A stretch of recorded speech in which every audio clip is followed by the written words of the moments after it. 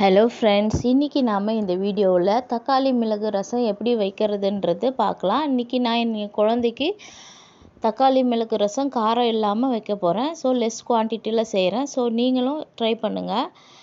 நான் 5 மிளகு, 10 சீரகம், 2 பல் பூண்டு எல்லாத்தையும் சேர்த்து நல்லா இடித்து எடுத்துக்கிறேன். கல்லில் இடித்து செஞ்சோம்னா நல்லா டேஸ்ட்டாக இருக்கும். ஸோ நீங்களும் இந்த மெத்தடு ட்ரை பண்ணி பாருங்கள். இப்போ இடித்தாச்சு. இப்போ எல்லாத்தையும் எடுத்து தனியாக ஒரு பவுலில் வச்சுக்கலாம். இப்போ நான் கொஞ்சமாக புளி எடுத்து நல்லா அலசி தண்ணியில் ஊற வச்சுருக்கேன். இப்போ புளியை நல்லா கையால் மேஷ் பண்ணிக்கலாம். மேஷ் பண்ணிவிட்டு நல்லா கரைச்சி எடுத்துக்கலாம். கரைச்சாச்சு. இப்போ நான் லெஸ் குவான்டிட்டியில் செய்கிறேன்னு ஆல்ரெடி சொல்லிட்டேன். ஸோ ஒரு தக்காளி பழம் மட்டும் எடுத்து நல்லா கையால் மசிச்சு விட்டுக்கிறேன். கையால் நல்லா புழிஞ்சிட்டு நல்லா புளி தண்ணியில் போட்டு நல்லா கையால் கரைச்சி எடுத்துக்கலாம். நல்லா கரைச்சி எடுத்ததுக்கப்புறம் தேவையான அளவுக்கு கல் உப்பு யூஸ் பண்ணிக்கிறேன். ஸோ கல் உப்பு சேர்த்து நல்லா கையால் பிசைஞ்சிக்கிறேன்.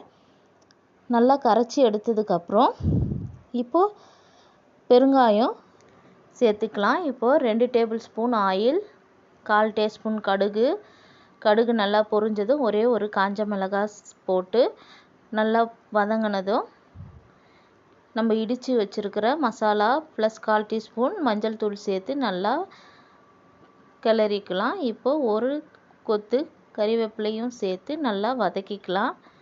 ஸோ வதங்கினதுக்கப்புறம் நம்ம கரைச்சி வச்சுருக்கிற தக்காளி கரைசலை எடுத்து சேர்த்துக்கலாம். சேர்த்தாச்சு. இப்போ நல்லா கலந்து விட்டுக்கலாம்.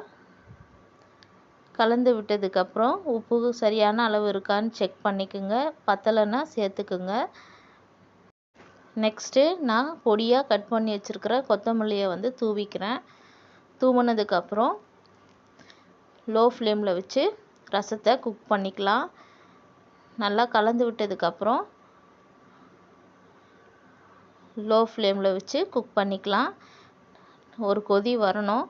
பாருங்கள், சைட்லலாம் நுரை வந்துடுச்சு. நம்ம கிளறி விட்டுக்கலாம். இது கரெக்டான பதம். ஸோ நம்ம இப்போ ஸ்டவ்வை ஆஃப் பண்ணிடலாம்.